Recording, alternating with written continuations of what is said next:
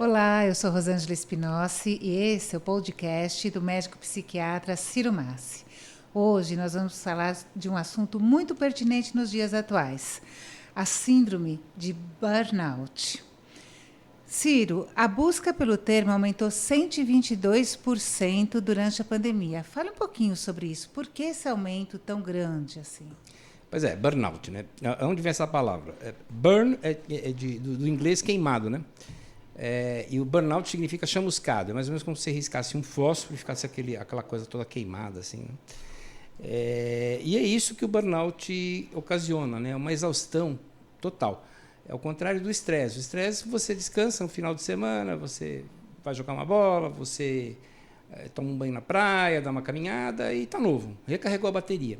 A grande característica do burnout é que a bateria não recarrega. Ela é uma espiral descendente. Você vai perdendo cada vez mais energia, né?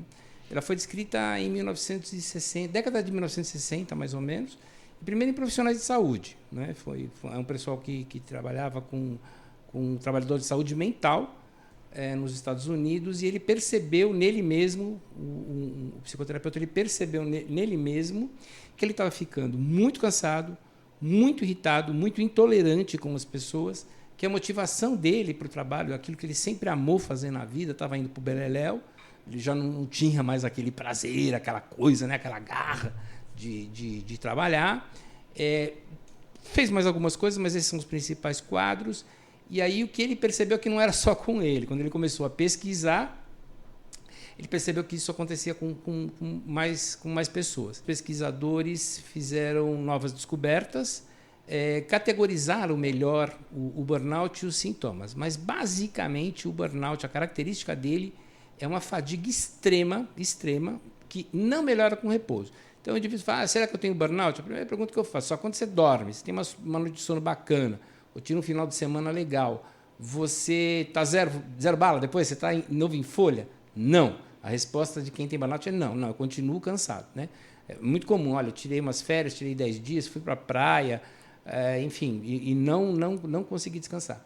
As pessoas estão dizendo que eu estou muito irritado, muito irritada, cínica, né?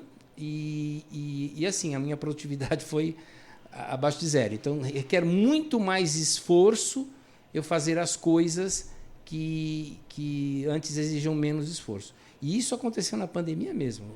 E você acha que isso também afetou os profissionais de saúde, agora na pandemia, ou os profissionais em geral, o pessoal que trabalha em home office?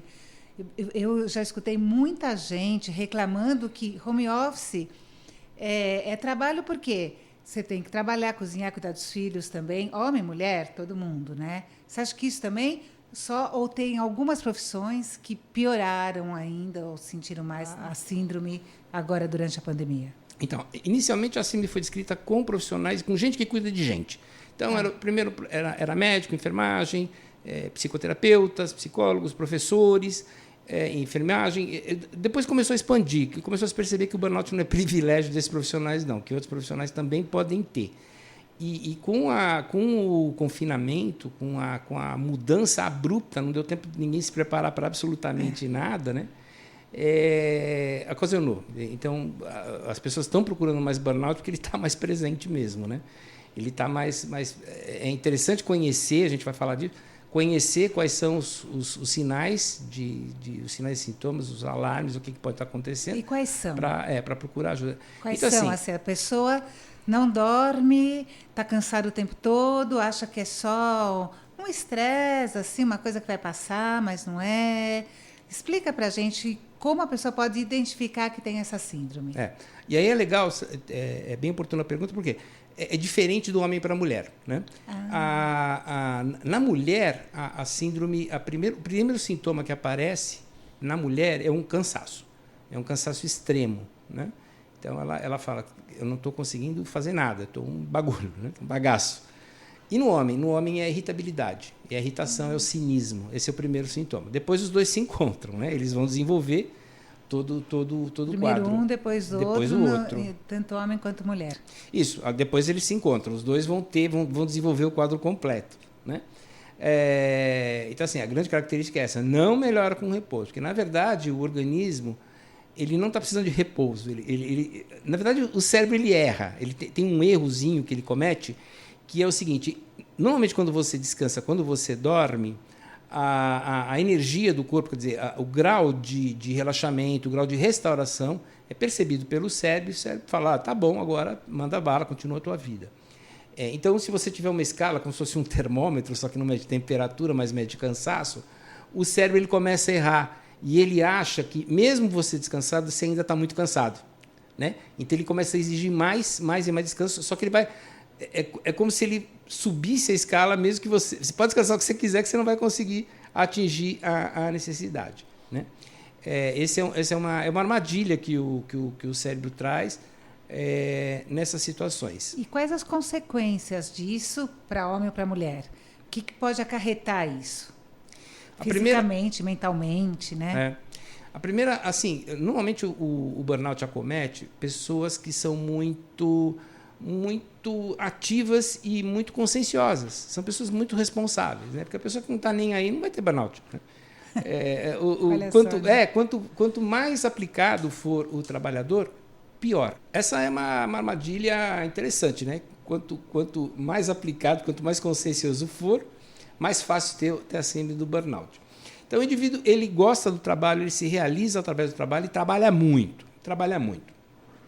As circunstâncias mudam e ele já não consegue ter a mesma produtividade, que foi o que aconteceu com o home office, né? Um ambiente muito, muito estranho. Como ele percebe, o cérebro percebe e ele se gratifica muito com o trabalho, o que o indivíduo faz para compensar essa percepção de que a produtividade caiu? Ele trabalha mais, trabalha com mais afinco, trabalha mais horas, o que só piora o burnout. Então, assim, começa a ter o ciclo vicioso a se fechar. Né? Aí ele começa a descansar, mas não adianta muita coisa. Então, ele se esforça mais ainda. E ele está queimando, né? Ele está queimando. Ele tentou descansar, não conseguiu e se aplicou muito mais.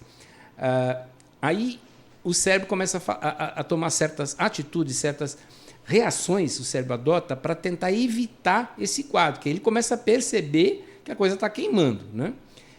Então, na mulher, a primeira coisa que ele faz é tentar desligar a chave geral. Né? Então, ele dá um cansaço tremendo, a mulher mal consegue levantar, né? Não consegue fazer nada, a energia realmente é esgotada. E no homem? No homem ele deixa muito irritado, muito cínico, tentando evitar o que a gente chama de input, tentando evitar que as situações cheguem. Né? Então, como o cérebro está falando assim, ó, cara, você precisa trabalhar menos, você precisa dar um jeito aí, organizar isso melhor, ele te deixa uma pessoa extraordinariamente chata. Né? Então, você percebe, como é que você percebe isso nas pessoas? Era uma pessoa bacana, era uma pessoa amável, e de repente começou a ficar irritadiça, pavio curto, não tem paciência com nada, impaciência, né? A impaciência com as coisas é muito marcante. Né? É um sinal de que o burnout pode estar se instalando. Então, tem consequências também na própria família, no próprio ambiente profissional, com os amigos. As pessoas em volta sentem isso também. Sentem, elas percebem, elas muitas vezes dão esse feedback, a pessoa se sente culpada, tenta melhorar, mas não consegue. Ela não consegue, porque ela está presa numa teia que é o burnout, requer tratamento. Né? Então, o que tem que fazer? Olha, a primeira coisa que a gente tem que fazer é descartar outras doenças, né? Porque eu estou falando aqui de burnout, mas cansaço, fadiga é uma queixa que num clínico geral atinge aí quanto? Uns 70%, 80% dos pacientes vão se queixar sempre de cansaço. Né? E pode ter vários problemas, pode ter uma anemia, você tem que descartar. Então, assim, a primeira coisa, procura um médico. Né? Necessariamente, procura um médico. Porque ele vai ter que descartar desde uma simples anemia, uma infecção de urina pode dar um grande cansaço, infecção de garganta, um problema pulmonar, um problema cardíaco, um problema metabólico no metabolismo da glicose, enfim, tem que descartar essas causas. Não são complicadas, mas tem que descartar. Bom, descartou, aí ele vai ouvir do médico famoso, teus exames são todos normais, você não tem nada. Né? Que é meio frustrante para a grande parte das pessoas. Né? Mas é obrigação do médico. Só que ele não fala, você não tem nada. Ele tem que falar, provavelmente você está com burnout. Né? Então, aí a gente tem que... o tratamento que se exige é de uma outra maneira. Bom, o burnout, isso é muito importante, ele necessariamente, por definição, ele está relacionado ao trabalho. Se não for relacionado ao trabalho, você tem que dar outro nome. tá? Mas não é mais burnout. Burnout, por definição, a Organização Mundial da Saúde definiu isso, tá? No Código Internacional de Doenças. Isso é interessante. Está no Código Internacional de Doenças, mas burnout não é doença, tá? Eu mesmo caí nessa quando lançaram. Ele é um agravo de saúde, né? Tem uma diferença. Ele ninguém é aposentado por burnout porque ele não é uma doença. Mas o burnout desencadeia outras doenças. Ele agrava toda a situação de saúde do indivíduo. Né? Como o que, por exemplo? Se ele tem um diabetes, ele piora. Se ele tem uma doença do coração, ele piora. Ele pode piorar de muitas coisas. Né? A produtividade dele realmente ele também não consegue. Mas, primeiro, é necessariamente relacionado com o trabalho. Bom, a partir do momento em que foram descartadas as doenças orgânicas, a partir do momento em que você falou, olha, não, realmente isso aqui é o burnout, você tem lá preenche todos os critérios, é tratado. Aí você começa a ver, primeiro, as causas que são do ambiente de trabalho. Né? Primeiro, vamos ver o que pode estar acontecendo. Segundo, quais são as características de personalidade, de temperamento daquela pessoa que possam estar afetando.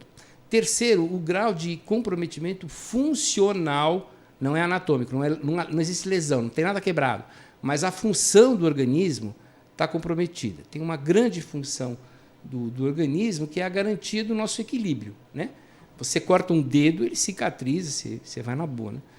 Viver, eu não canso de falar, quem acompanha o nosso podcast já me ouviu falar isso algumas vezes, viver é como andar de bicicleta. Né? Você está em equilíbrio? Está nada, porque se para de pedalar, cai. Mas você consegue andar. Quer dizer, é um equilíbrio provisório, é sempre um equilíbrio provisório, né? Você nessa bicicleta. E essa capacidade de se manter em equilíbrio, o burnout, ele derruba. Né? Ele derruba. Então, o indivíduo fica com a sua capacidade de se recuperar totalmente comprometida. Aí você vai investigar quais são essas capacidades que estão mais comprometidas, porque é um prato que você tem que comer, você tem que começar por alguma borda. Normalmente, você tem que abordar... eu utilizo, quem acompanha o podcast sabe disso, eu utilizo a chamada psiquiatria integrativa, a medicina integrativa, que a gente utiliza... eu sempre prefiro, no primeiro momento, na maioria absoluta das vezes, eu não uso antidepressivo convencional, eu não uso, né? Embora muitas vezes seja indicado, mas eu tento primeiro com uma medicação natural. Não funcionou, aí a gente vai para outro medicamento sem constrangimento nenhum, porque o que interessa é melhorar, né? É botar o organismo no eixo. Esse tratamento medicamentoso que eu utilizo é com ervas medicinais, fitoterapia, com substâncias homeopatizadas, homeopáticos, nutracêuticos, nutrientes, vitaminas, minerais, etc., cujo fundamento não é, isso é interessante, não é da energia a qualquer preço. Porque se as circunstâncias não mudarem, eu estou dando energia para eles quebrar mais ainda para frente. Então, assim, é muito, muito importante que quem está sob os efeitos do burnout não tenha expectativa de que o tratamento não é dar energia a qualquer preço, é equilibrar o organismo. Né? Então, existe, por exemplo, existem dentro da fitoterapia, da medicina herbária, existe um grupo de medicamentos que a gente chama de adaptógeno, né? Que são fitoterápicos que são utilizados para melhorar a resistência do organismo frente a pressões, qualquer que seja. Né? Foram muito estudados na antiga União Soviética e estão disponíveis aqui no Brasil, é tranquilo, médico tem que prescrever. Então, é possível que você faça isso. Né? Outra dúvida comum que costuma aparecer é com relação à fadiga adrenal. Né? Foi um termo que apareceu muito nas redes sociais. Então, o indivíduo que tem burnout, mas eu estou com fadiga adrenal, não estou com fadiga adrenal. O que é isso? Então, em cima do rim tem uma glândula, que a gente chama de adrenal, que produz adrenalina, noradrenalina, e uma substância chamada cortisol. Né? Se essa glândula for muito estimulada, e o burnout estimula muito, essa glândula entra em exaustão. Isso foi descrito pela primeira vez pelo Hansel, que foi o cara que descreveu o estresse. O primeiro cara que estudou estresse e deu o nome de estresse ao estresse, né? Ele descreveu essa terceira fase do estresse, em que a glândula adrenal entraria em falência. Né? Isso, assim, ele é só verdadeiro para o humano em estresses biológicos muito graves. Por exemplo, um grande queimado, né? Um indivíduo que está com uma doença consumptiva muito grave. É muito raro no indivíduo humano que um burnout leve a esse tipo de situação. Né? Então, é equívoco, muitas vezes, falar, né? Você acha, não, isso é é fadiga adrenal, nós temos que tratar só a fadiga adrenal. Não, não é. É toda uma todo constelação, um conjunto de problemas, né, que você vai ter que abordar. Aí o segundo aspecto que você vai ter é o do temperamento do indivíduo, né? Normalmente, as pessoas que sofrem de burnout têm, pelo menos em algum grau, um pouco de perfeccionismo, né? Então, você vai acabar tendo que colocar aquilo, né? Outras coisas são simples orientações de comportamento que você pode dar, né, para o indivíduo. E, às vezes, são coisas simples. Por exemplo, durante a pandemia, quem mais sofreu com filho dentro de casa? Quem tem criança abaixo de 5 anos. Já foi pesquisa, está bem esclarecido, né? Então, pessoas que têm crianças abaixo de 5 anos de idade realmente sofreram, porque a criança está lá, a criança quer atenção, não tem jeito. Então, a mãe realmente, né, os pais, de maneira geral... Então, às vezes, são orientações simples. Olha, vamos dividir o tempo, porque se os dois tentarem dar atenção ao mesmo tempo, não vai conseguir. E você fala, não, mas isso é o óbvio. É o óbvio, mas as pessoas esquecem, porque você está no meio da tempestade e você esquece, né? Então, a atividade física, por exemplo, ajuda muito, né? E, assim, parar um pouquinho, né? Ninguém é máquina, né? Se você pegar um carro mecânico, e sair por uma estrada, né, na última marcha, na última velocidade, estourando, ele vai quebrar, né? E isso acontece com o ser humano também. Então, a gente precisa de pausas de tempo em tempo. E essas pausas, elas são, Rosângela, tanto feitos nos dias, quer dizer, reservar, por exemplo, um dia da semana para realmente não pensar em trabalho, não fazer absolutamente. Não é para planejar o dia seguinte, é para parar mesmo. Como pausas periódicas durante o dia, né? E durante o dia também, não é trabalhar, aí à noite eu vou descansar, pronto. Não vai se recuperar, ele vai quebrar, né? Então, ele tem que parar de tempo em tempo. Quem usa o esquema de administração de tempo do Pomodoro, que é aquele alarmezinho, que é um tomate, né, que é de 20 minutos para 5 minutos, já se força a parar, né? Outras pessoas não têm isso, porque está em reunião, tal. Então, a gente fala, olha, tenta pelo menos, de tempo em tempo, fala, eu preciso ir no banheiro, eu preciso, né? Vou simular aqui, né? Eu estou falando, aí o indivíduo está falando, eu falo, tá, e eu faço o quê? Estou tomando água aqui. Eu tomo água, já dei uma paradinha. Aí o que eu fiz? Eu respirei, né?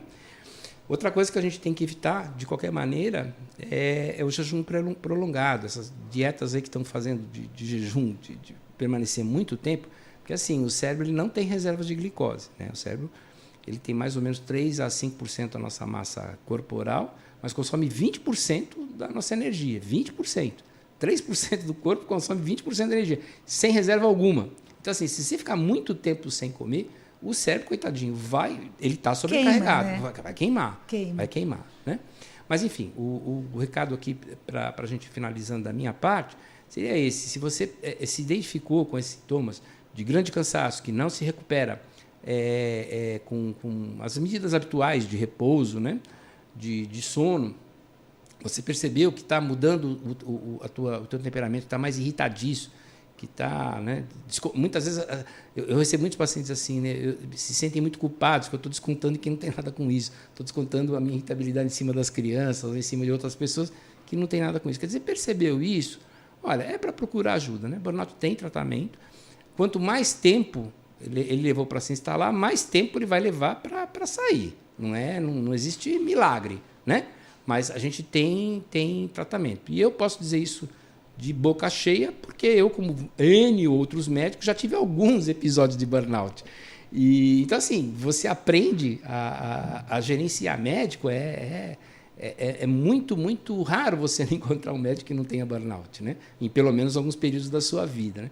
Como eu já estou aí com algum tempo de janela, já aprendi a gerenciar a coisa.